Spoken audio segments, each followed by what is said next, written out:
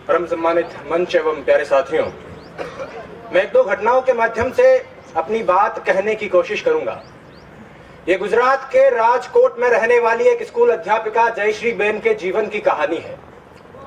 दुनिया की हर मां की तरह उस मां ने भी बहुत से सपने देखे, अपने इकलौते बेटे को खूब पढ़ाया लिखाया, अच्छी तालीम दिलाई। बेटा भी सफल हुआ, प्रोफेसर बन गया, डॉक्टर बहू से शादी हो गई, घर में पैसों की कोई कमी नहीं रही, जीवन में सब कुछ ठीक ही चल रहा था। लेकिन बुरे दिन कुछ ऐसे आए कि बूढ़ी मां को लकवा मार गया, पैरालिसिस हो गया, हाथ पैरों ने काम करना बंद कर दिया, तो मां अब बिस्तर पर पड़ी रहने लगी।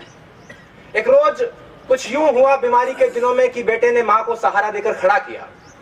मां बड़ी खुश हुई कि मेरा बेटा मेरे बुढ़ापे की लाठी बन रहा है। बेटा मां को पकड़कर धीरे धीरे सीढ़ियों के सहारे छत पर ले गया। मां बड़ी खुश हुई कि मेरा बेटा मुझे धूप दिखाने ले जा रहा है। छत पर जाने के कुछ देर बाद बेटे ने अपनी मां को गोद में उठा लिया। मां खुशी से भाव विभोर हो गई कि मेरा बेटा जान गया है कि मुझे सीढ़ियों से चढ़ने उतरने में दिक्कत होती है, मेरा बेटा मेरी कितनी फिक्र करता है, मुझसे कितना प्यार करता है। लेकिन उसके बाद उस बेटे ने जो किया, हाथ उठाकर दुआ कीजिए कि दुनिया का कोई भी इंसान वैसा ना करे। उस बेटे ने गोद में उठाकर अपनी मां को 4 मंजिला मकान की छत से नीचे फेंक दिया। बूढ़ी मां कुछ समझ पाती उससे पहले उसकी जिंदगी खत्म हो गई। 4थी मंजिल से नीचे गिरने में कितना वक्त लगता है? 3-4 सेकंड लगते होंगे। लोगों को लगा कि मां छत से गिर गई होगी, लेकिन पुलिस पड़ताल और सीसीटीवी फुटेज से 3 महीने बाद पता चला कि मां मरी नहीं थी, प्रोफेसर बेटे ने मारा था। और पुलिस पूछताछ में प्रोफेसर साहब ने कहा कि मैं मां की बीमारी से तंग आ गया था और इस आफत से पीछा छुड़ाना चाहता था। इल्म की तासीर जब गुरूर में बदली, बुनियाद रिश्तों की महज दस्तूर में बदली और बुजुर्गों को फकत आफत समझ बैठी औलाद आदम की बड़े बेनूर में बदली। 2 महीने की बीमारी से परेशान होकर प्रोफेसर साहब ने 9 महीने तक पेट में रखने वाली मां को मार डाला। ऐसा ही कुछ मुंबई की आशा साहनी के साथ हुआ। उनके बेटे ने खूब अच्छी तालीम हासिल की, अमेरिका गया, प्रोफेसर बना, लेकिन घर लौटकर नहीं आया। पीछे बूढ़ी मां इंतजार करते करते एक रोज बिस्तर पर सोते सोते ही मर गई और उसका जिस्म उसी बिस्तर पर पड़ा पड़ा कंकाल में बदलता रहा। बेटे ने 1.5 साल तक कोई खबर नहीं ली और बाद में जब घर लौटकर देखा तो उस बिस्तर पर उन दोनों के रिश्तों की तरह खोखला एक हड्डियों का ढांचा पड़ा था। ऐसा ही कुछ सूरत की चंपाबेन के साथ हुआ, ऐसा ही कुछ इलाहाबाद के कमलेंदु श्रीवास्तव के साथ हुआ, ऐसा ही कुछ इसी शहर के ब्रह्मपुरी में रहने वाले एक बुजुर्ग के साथ हुआ। एक आध घटना हुई होती तो कहा जा सकता था कि उस मनुष्य की मनोवृत्ति में कुछ फर्क रहा होगा, कुछ विकार रहा होगा, लेकिन ऐसी घटनाएं बहुत सामान्य हो चली है। अखबारों में रोज यही खबर है और इन घटनाओं में एक दुखद समानता यह है कि ये उन घरों में घटित हो रही है जिनमें बच्चों ने बहुत अच्छी तालीम हासिल की है। मुझे आज बोलने के लिए जो विषय दिया गया था वो ये था कि तालीम तो है लेकिन तहजीब कहीं खो गई है।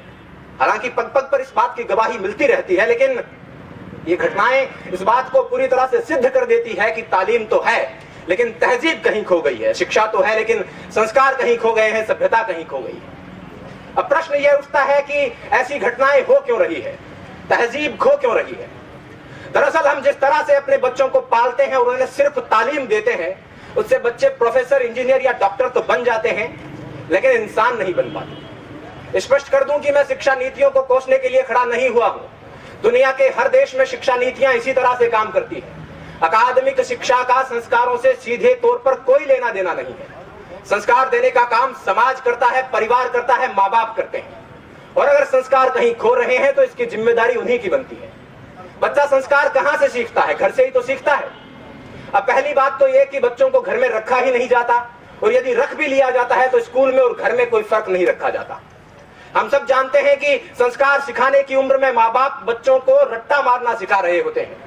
एक रोबोट की तरह, एक मशीन की तरह बच्चों को प्रोग्राम कर रहे होते हैं और 20-25 साल बाद उस मशीन में रिश्ते, संवेदना, प्यार, सम्मान और संस्कार खोजने लगते हैं और जब नहीं मिलते हैं तो परेशान होते हैं। तारे जमीन पर फिल्म का वो दृश्य याद कीजिए।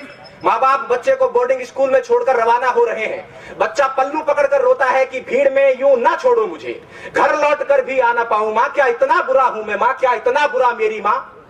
माँ बाप फिर भी निष्ठुर होकर चल देते हैं और जब बाद में बच्चा संवेदनहीन होने लगता है तो बहुत परेशान होते हैं। मैं ऐसे अनेक युवकों को जानता हूं जिनको उनके माँ बाप ने 7-8 साल की उम्र में घर से दूर अच्छी तालीम हासिल करने के लिए भेज दिया था। हालांकि इस बात में कोई दो राय नहीं कि वो अच्छा भविष्य बना लेंगे, अच्छा करियर बना लेंगे, लेकिन एक चीज जो मैं कई बार महसूस करता हूं वो ये है कि उनका अपने माँ बाप के साथ रिश्ता उतना मजबूत नहीं हो पाया है जितना सामान्यतः होना चाहिए।